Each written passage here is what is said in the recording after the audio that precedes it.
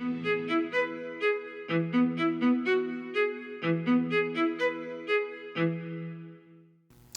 I'm Greg LeBlanc, and I'm here at the Haas School of Business again with Victor Szczerba, who is the founder and CEO of Yeti Data. Welcome, Victor.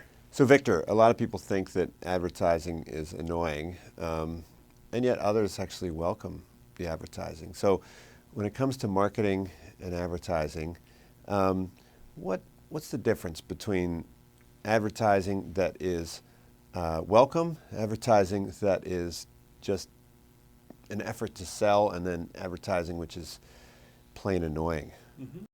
You know, I think to answer that question, what you want to do is you want to take a look at the broader aspect of loyalty, right? I mean, at the end of the day, there's some brands that you're going to be loyal to, and some brands that are going to do everything they can to try to get in, right? So let's break that apart, and let's talk about the brands that you're loyal to. Right, here is a golden opportunity for somebody to be relevant, right? But relevant on my terms. Sometimes I want to know what my friends are doing, right? I might be one of those kind of people. Sometimes I want to know the latest technical details, and I will scour to get more information. And I think that a lot of people have a one-size-fits-all kind of approach, and they're missing the point to be intimate. Create a point where the marketing actually becomes a more important part of that communication for the trusted brand. Now, in order to do that, you have to have deep knowledge of the customer.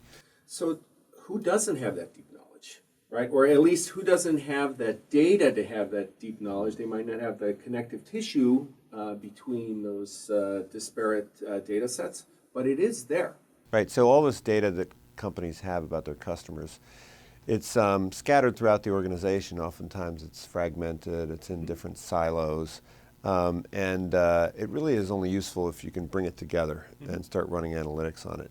That's right. What's the biggest obstacle within companies to actually getting that data aggregated and put into a format where you can start to do predictive analytics and come up with recommendations?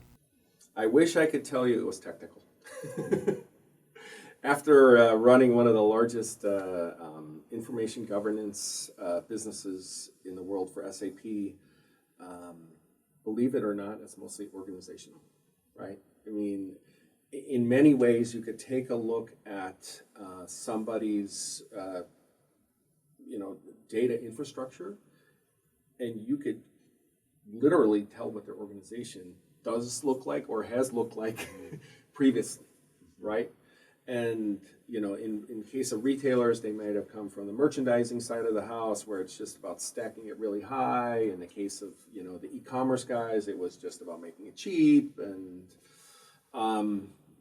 and so the information, actually, the people that hold on to it, they don't like to see it go, and that's the biggest barrier. So you want to start by changing your organizational structure, and then it's easy to change the data architecture and informational organization after that, because if you just go in and start reorganizing the information, it's not going to do you any good if the organization doesn't change its structure. So the best, I've seen world-class companies go through this process to the point where they came from some of the worst and became some of the best, right? Unfortunately, I can't use their names. But what was needed was literally the CEO said, these are the 5 things that we're focused on, right? We're going to be intimate with our customers. We're going to have operational efficiency, whatever were those 5 things. And then they would create a governance and a group of people that worked throughout the different various organizations and came together and hammered it out. And so in your company, Yeti Data, you come into companies and help them try to solve some of these problems? I wish we were that broad in our statement. I think some in the future we might be. At this point, we're very focused, right? I mean, think about a startup being more like the gorilla with one bag of dynamite, so we could only literally just attach ourselves to one pillar to knock the whole bridge down. And we start with customers with their ability to want to connect with their individual consumers or customers. That's what we spend our time on. Victor, thanks for coming. My pleasure. Thank you.